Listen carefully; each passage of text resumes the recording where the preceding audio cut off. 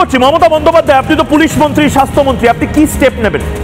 অর্ডারে নির্দিষ্টভাবে পুলিশ কমিশনারকে এগুলো দেখতে বলা হয়েছে।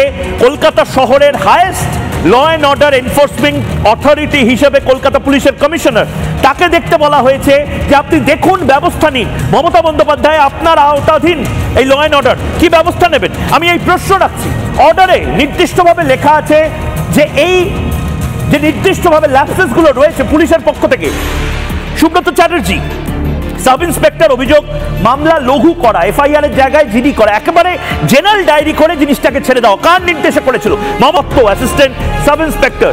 বারবার সঞ্জয়ের আইনজীবী সঞ্জয় বলেছে আমি কিছু জানি না, অনুপ দত্ত আমাকে পাঠিয়েছে। মুখার্জি ম্যাডাম অতিরিক্ত ওসি, অ্যাডিশনাল ওসি, অভিযোগ সঞ্জয়কে মোবাইল ফেরত দিয়ে দিয়েছিলেন ম্যাডাম।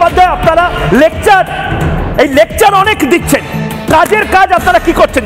আপনার হাতে ফাঁসি নেই, ফাঁসি আপনি দিতে পারবেন না, কিন্তু এগুলো তো আপনি করতে পারেন। কি করছেন আজ তার জবাব বাংলার মানুষ চায়, সাধারণ মানুষ চায়।